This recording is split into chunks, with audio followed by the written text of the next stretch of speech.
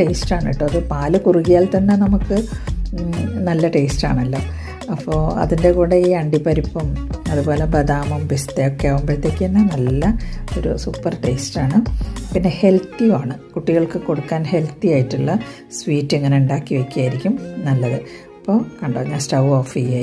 അപ്പോൾ ഈ ഒരു കൺസിസ്റ്റൻസിയിലാണ് ഇപ്പോൾ ഞാൻ ഓഫ് ചെയ്തത് കേട്ടോ. കണ്ടില്ലേ? അപ്പോൾ ഇനി ഇത് നമ്മൾ നന്നായിട്ട് തണുക്കാൻ വയ്ക്കണം. തണുത്തതിന് ശേഷം നമുക്ക് ഒരു എയർ ടൈറ്റ് വെസലിലേക്ക് മാറ്റാം. എയർ ടൈറ്റ് ആയിട്ടുള്ള ഒരു പാത്രത്തിലേക്ക് മാറ്റിയിട്ട് നമുക്ക് ഫ്രിഡ്ജിൽ സ്റ്റോർ ചെയ്യാം. സ്റ്റോർ ചെയ്യുമ്പോൾ നമ്മൾ പിന്നെ സെർവ് ചെയ്യുമ്പോൾ നമുക്ക് വേണമെങ്കിൽ ഇതിനകത്ത് കുറച്ച് അണ്ടിപ്പരിപ്പ്, അതുപോലെ ബദാം, അതുപോലെ പിസ്ത ഒക്കെ പീൽ ചെയ്തെടുക്കുക. ചെറിയ ചെറിയ പീസുകളായിട്ട് പീൽ ചെയ്തെടുത്തിട്ട് അതൊന്ന് കുറച്ച് നെയ്യിൽ ഒന്ന്